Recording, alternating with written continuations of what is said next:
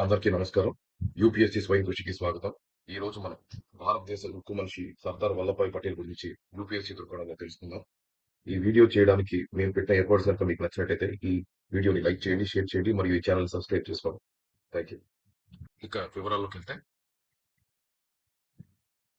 సర్దార్ వల్లభాయ్ పటేల్ యొక్క జన్మదినమైన 31 అక్టోబర్ ని భారత ప్రభుత్వం రాష్ట్రీయ ఏకతా దివస్ అని సెలబ్రేట్ చేసుకుంటుంది. ఈ నేషనల్ యూనిటీ డేని మనం ఎందుకు సెలబ్రేట్ చేసుకుంటాం అనేది మనం నెక్స్ట్ స్లైడ్ లో మనం తెలుసుకుందాం. ఈ నేషనల్ యూనిటీ డే సంబంధించిన ముఖ్యమైన థీమ్ ఏంటి 2025 అంటే Ek Bharat Shreshtha Bharat, one India great India.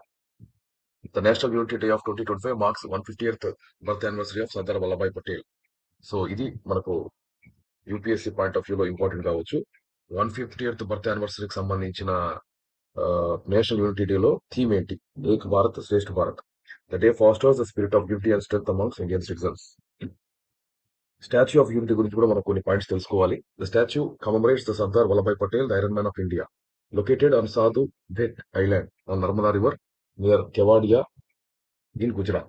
It measures 182 meters or 597 feet, making it world's tallest statue. So దీన్ని నిర్మించిన వాళ్ళు Larsen and Toubro L and T and design చేసింది ఇండియాస్ ఫేమస్ స్కల్ప్టర్ అయిన Ram V Sutar. This was inaugurated by PM Modi on 31st of October 2018. This coincides with Sardar Patel's 143rd birth anniversary. ఇక సర్దార్ వల్లభాయ్ పటేల్ కి అంత ప్రాముఖ్యత ఇవ్వడానికి గల కారణం ఏంటో తెలుసుకుందాం.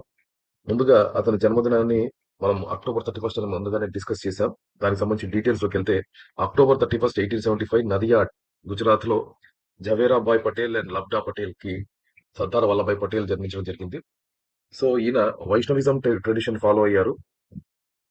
అలాగే మనకి ఇంకా ఇంపార్టెంట్ పాయింట్ ఏంటంటే, ఆయన 36 ఏళ్ల వయసులో ఇంగ్లాండ్కి వెళ్ళి అక్కడ నుంచి బారిస్టర్ పట్టా సంపాదించి అక్కడ నుంచి అహ్మదాబాద్ తిరిగి వచ్చి తన పబ్లిక్ సర్వీస్ ని స్టార్ట్ చేయడం జరిగింది. ఇది మనం గ్రహించాలి. నెక్స్ట్, ఈయన భారతదేశం యొక్క స్వాతంత్ర ఉద్యమంలో గాని, అలాగే భారతదేశ ప్రజల జీవిత స్థితిగతులను మార్చడంలో ఆయన చేసిన కృషిని మనం గమనించాలి. He was extensively against alcohol consumption, untouchability, caste discrimination, and worked for the women and emancipation. ఇది మనం గుర్తించాలి. ఈయన వృత్తిరీత్యా లాయర్ అయినప్పటికీ ఈయన స్వాతంత్ర ఉద్యమంలో చాలా కీలకమైన పాత్ర పోషించి ఆయన లాయర్ వృత్తిని కూడా పక్కన పెట్టారు. Integrated the farmers' cause in Kheda Satyagraha and Bardoli Satyagraha in 1928 with the National Freedom Movement. And he is remembered as a patron saint of Indian civil servants as he created All India Services, the steel frame of India. So ఈ picture ఏదైతే ఉందో ఇది బార్డోలి సత్యాగ్రహాలో భాగంగా తీసిన ఒక picture అని మనం గమనించాలి. So in 1931 he was elected president of Indian National Congress at its Karachi session. So మనకు ఇండియన్ నేషనల్ కాంగ్రెస్ లో 1931 లో ఐఎన్సీ ప్రెసిడెంట్ ఎవరు అని అడగచ్చు యూపీఎస్సీలో. సో మనం గుర్తుపెట్టుకోవాల్సింది, ఆ సెషన్ జరిగింది కరాచీలో. దాని తాలూకు ప్రెసిడెంట్ ఆఫ్ ఐఎన్సీ వచ్చేసి సర్దార్ పటేల్. సో ఈయన స్వాతంత్ర భారతదేశపు ఫస్ట్ హోమ్ మినిస్టర్, అలాగే డిప్యూటీ ప్రైమ్ మినిస్టర్. సో అలాగే ఈయన ఇన్ఫర్మేషన్ బ్రాడ్కాస్టింగ్ కూడా ఈయన బాధ్యతలు తీసుకున్నారు అడిషనల్ ఛార్జ్ కింద. ఈయన కాన్స్టిట్యూంట్ అసెంబ్లీలో వేరియస్ కమిటీకి ఈయన నాయకత్వం వహించడం జరిగింది. అందులో ముఖ్యమైనది first one provincial constitution committee, second one advisory committee on fundamental rights. ఇవి కాకుండా ఇంకొక స్మాల్ సబ్ కమిటీ ఒకటి ఉంది, committee on minority and tribal and excluded areas అని. ఈ సబ్ కమిటీకి కూడా ఆయన నాయకత్వం వహించడం జరిగింది. మొత్తం 3 ముఖ్యమైన కమిటీలని మనం గుర్తుపెట్టుకోవాలి. సో ఇక్కడ మనం చూసుకున్నట్టయితే, భారతదేశానికి స్వాతంత్రం వచ్చినప్పటి పరిస్థితుల్లో ముఖ్యమైన మున్సిపాలిటీస్, ఒకటి హైదరాబాద్, రెండోది మైసూర్, మూడోది జునాగఢ్, నాలుగోది జోధ్పూర్, అలాగే ముఖ్యమైన వాటిలో బికనేర్, బరోడా, గ్వాలియర్, పటియాలా ఇలాంటివన్నీ కూడా ఉన్నాయి. సో మనం చూసినట్టయితే మొదటగా జునాగఢ్ అంటే ఈ area, the last Muslim ruler of the princely state of Junagadh. So Junagadh యొక్క ప్రత్యేకత ఏంటంటే, సో కొంచెం తెలంగాణ బ్యాక్ డ్రాప్ ఉంటుంది దీంట్లో కూడా. ఎలాగైతే తెలంగాణలో ప్రజలందరూ హిందువులు కానీ పాలకుడు ముస్లిము, ఇక్కడ కూడా అంతే, ప్రజలందరూ కూడా హిందువులు కానీ పాలకుడు మాత్రం ముస్లిం అన్నమాట. ఈ జునాగఢ్ సంస్థానానికి మొహమ్మద్ మహాబత్ ఖాన్జీ థర్డ్ పాలించేవాడు ముస్లిం రూలర్ గా, నవాబ్ గా. సో ఇతను పాకిస్తాన్ దగ్గరగా ఉండడం వల్ల పాకిస్తాన్ తో కలవాలని ప్రయత్నించాడు. కానీ ప్రజలందరూ దీన్ని తీవ్రంగా వ్యతిరేకించడం వల్ల అక్కడ ఒక వెబ్సైట్ కండక్ట్ చేసి ఆ వెబ్సైట్ లో ప్రజలందరూ కూడా ఏకపక్షంగా భారతదేశం కలవాలని తీర్పు ఇవ్వడంతో జునాగఢ్ ని భారతదేశంలో విలీనం చేయడం జరిగింది. అలాగే నిజాం, హైదరాబాద్ నిజాం మీర్ ఉస్మాన్ అలీ ఖాన్ ఈ హైదరాబాద్ సంబంధించిన సంస్థానానికి మీర్ ఉస్మాన్ అలీ ఖాన్ అనే రాజు నవాబ్ గా నిజాం గా ఉన్నాడు. ఇతను కూడా పాకిస్తాన్ లో కలవాలి లేదా ఇండిపెండెంట్ గా ఉండాలి అని ఆలోచించాడు. కానీ భారతదేశ భూభాగంలో సరిగ్గా మధ్యలో ఉన్న హైదరాబాద్ సంస్థానాన్ని భారతదేశంలో కాకుండా పాకిస్తాన్ లో ఉంచడమో లేకపోతే ఇండిపెండెంట్ కంట్రీగా ఉంచడమో భారతదేశానికి అంత మంచిది కాదని గ్రహించిన సర్దార్ పటేల్ ఆపరేషన్ పోలో అనే పోలీస్ యాక్షన్ ఇనిషియేట్ చేయడం జరిగింది సెప్టెంబర్ 1948 లో. వెంటనే నిజాం చేతులెత్తేసి భారతదేశ సార్వభౌమాధికారాన్ని అంగీకరించారు. అలాగే మనం చూసినట్టయితే కాశ్మీర్ లో కూడా మహారాజా హరి సింగ్. ఇక్కడ ప్రాబ్లం ఏంటంటే reverse of Hyderabad and Junagadh అని చెప్పొచ్చు. ఇక్కడ రాజు వచ్చేసి హిందూ రాజు మహారాజా హరి సింగ్. కానీ అక్కడ ప్రజలు లార్జ్లీ లదాఖ్ ప్రాంతంలో అయితే బుద్ధిస్ట్ పాపులేషన్, మిగిలిన కాశ్మీర్ లో Hindu population apart from Kashmiri pundits ఉండేవాళ్ళు.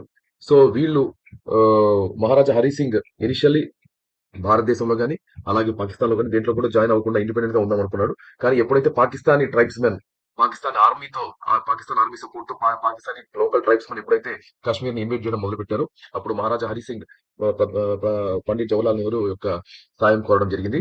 అప్పుడు ఇన్స్ట్రుమెంట్ ఆఫ్ యాక్సెషన్ ఏదైతే ఉందో దాన్ని సంతకం చేసి వెంటనే పటేల్ ని ఆర్డర్స్ ఇవ్వగా సర్దార్ పటేల్ ఈ కాశ్మీర్ సంబంధించి ఏదైతే ఆ, ఇప్పుడు ప్రెసెంట్ పార్ట్ ఏదైతే ఉందో ఈ పార్ట్ పాకిస్తాన్ ఆక్యుపైడ్ కాశ్మీర్, ఈ గిల్గిట్ బాల్టిస్తాన్, అలాగే ఈ పాకిస్తాన్ ఆక్యుపైడ్ కాశ్మీర్ కాకుండా మిగిలిన రెస్ట్ ఆఫ్ ద కాశ్మీర్ అంతా కూడా భారతదేశంలో రిటైన్ చేయడంలో ఆ, ముఖ్య పాత్ర పోషించారు పటేల్.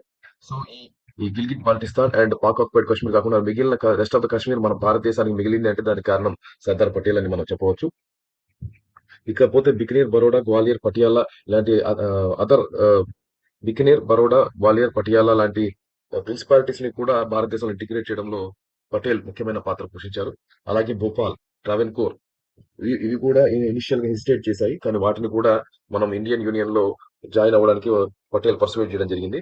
జోధ్పూర్, ఇక్కడ ఉన్న జోధ్పూర్ ఏదైతే ఉందో ఈ జోధ్పూర్ కూడా పాకిస్తాన్ కి దగ్గర ఉండడం వల్ల పాకిస్తాన్ లో కలవాలని ఆలోచించింది. ఎందుకంటే పాకిస్తాన్ అప్పటి జిన్నా ఎవరైతే ఉన్నారో జోధ్పూర్ రాజుకి కరాచీ పోర్ట్ ఏదైతే కరాచీ పోర్ట్ ఉందో ఆ కరాచీ పోర్ట్ కి యాక్సెస్ ఇస్తాం, మీరు మాతో కలవండి అని చెప్పారు. వెంటనే ఇది తెలుసుకున్న పటేల్ కరాచీ పోర్ట్ మీరు అంత దూరం వెళ్ళాల్సిన అవసరం లేదు, ఇక్కడ ఏదైతే కచ్ ఏదైతే ప్రాంతం ఉందో ఆ ప్రాంతంతో మిమ్మల్ని ఇంటిగ్రేట్ చేస్తాం కాబట్టి మీరు మాతో కలవండి అని చెప్పి పటేల్ పర్సువేట్ చేసి జోధ్పూర్ రాజుని మన వైపు తిప్పుకోవడం జరిగింది. దాంతో జోధ్పూర్ ప్రాంతం కూడా భారతదేశంలో విలీనమైంది. సో ఇలా సామధాన భేద దండోపాయాలు ఉపయోగించి సర్దార్ వల్లభాయ్ పటేల్ భారతదేశంలోని 560 మున్సిపాలిటీస్ రాజ్య సంస్థానాలని భారతదేశంలో విలీనం చేయడం జరిగింది. సో ఇక్కడ మనం గమనించినట్టయితే Sardar Vallabhbhai Patel is popularly known as Bismarck of India because just like Otto von Bismarck who played pivotal role in unifying Germany using his famous policy blood and iron. Similarly, Patel also played instrumental role in political and military unification over 565 independent princely states into the new nation of India. His efforts prevented fragmentation of the country, consolidating into a single unified republic. Therefore, he is well revered and recognized as a symbol of national unity. మనం ఇక్కడ గుర్తుపెట్టుకోవాల్సిన ఏంటంటే భారతదేశము ఒక Europe ఎంత ఉంటుందో భారతదేశం ఎంత ఉంటుంది. ఒకవేళ గనక మనము ఆ సర్దార్ వల్లభాయ్ పటేల్ కృషులు గనక లేకపోతే మనందరం కూడా ఒక్కొక్క స్టేట్ ఒక్కొక్క కంట్రీ లాగా సపరేట్ గా ఉండేది. Because of the efforts of the Sardar Vallabhbhai Patel ఈ రకరకాల రాష్ట్రాలు ప్రాంతాలు అన్ని కూడా ఒక్క ఏకఛత్రాధిపత్యం కిందకు వచ్చి ఇప్పుడు అఖండ భారతం ఏదైతే ఉందో అది సాధ్యం అవడం అనేది జరిగింది. లేదా ఒక్కొక్క రాష్ట్రం ఒక్కొక్క కంట్రీగా ఉండేది. సో ఆ పరిస్థితి రాకుండా చూసిన పటేల్ కి మనం ఎప్పుడు కూడా మనం ఆ గౌరవాన్ని గుర్తింపుని ఇవ్వాలి. సో ఇక్కడ మనం పటేల్ కి బిస్మార్క్ ఉన్న తేడా, ముఖ్యమైన తేడా గమనించినట్టయితే బిస్మార్క్ జర్మనీని యూనిఫై చేయడానికి యుద్ధాలు చేయాల్సి వచ్చింది. ఆస్ట్రో ప్రషియన్ వార్స్ ఏవైతే ఉన్నాయో అవన్నీ కూడా చేసి ఒటోవాన్ బిస్మార్క్ నిజంగా బ్లడ్ అండ్ ఐరన్ రక్తాన్ని చిందించి యుద్ధాల ద్వారా జర్మనీని యూనిఫై చేస్తే ఒక్క రక్తపు బుట్టు చెందకుండా కేవలం తన యుక్తితో ఈ అఖండ భారతాన్ని ఐక్యం చేసిన గొప్ప వ్యక్తి సర్దార్ వల్లభాయ్ పటేల్ అని మనం చెప్పుకోవచ్చు. So the unification was done almost in peaceful manner. So ఇది మనం గుర్తించాలి. సో సర్దార్ వల్లభాయ్ పటేల్ కి సర్దార్ అనే టైటిల్ ఎవరు ఇచ్చారు? Mahatma Gandhi and women of Bardoli gave Vallabhbhai Patel title Sardar, meaning chief or leader in recognition for his contributions during Bardoli Satyagraha of 1928. So UPSC point of view లో సర్దార్ అనే title ఎవరు ఇచ్చారు? బార్డోలి యొక్క మహిళలు అలాగే మహాత్మా గాంధీ ఇద్దరు కలిసి బార్డోలి సత్యాగ్రహం 1928లో సర్దార్ పటేల్ చేసిన కృషిని గుర్తింపుగా సర్దార్ వల్లభాయ్ పటేల్ గారికి సర్దార్ అనే టైటిల్ ఇవ్వడం జరిగింది. సో ఇక్కడ మన యూపీఎస్సీ పాయింట్ ఆఫ్ వ్యూ లో ఎవరిచ్చారు, దేని సందర్భంగా ఇచ్చారు, ఈ బార్డోలి మూవ్మెంట్ గురించి కూడా మనం తెలుసుకోవాలి. ఈ మూవ్మెంట్ అనేది ల్యాండ్ రెవెన్యూ పైన ఇంక్రీజ్ గా ఆర్బిటరీగా అంటే విచక్షణ లేకుండా వేసిన ట్యాక్స్ ఏదైతే ఉందో, పనులు ఏవైతే ఉన్నాయో వాటికి వ్యతిరేకంగా చేసిన ఉద్యమమే ఈ బార్డోలి సత్యాగ్రహం అని మనం గుర్తించాలి. సో ఇది సర్దార్ వల్లభాయ్ పటేల్ గురించి యూపీఎస్సీ పాయింట్ ఆఫ్ వ్యూలో మనం తెలుసుకోవాల్సిన ముఖ్యమైన విషయాలు. అందరం కూడా ఈ నేషనల్ యూనిటీ డేని ఐకమత్యంతో సెలబ్రేట్ చేసుకోవాలని కోరుకుంటూ thank you. Signing off team UPSC స్వయం కృషి.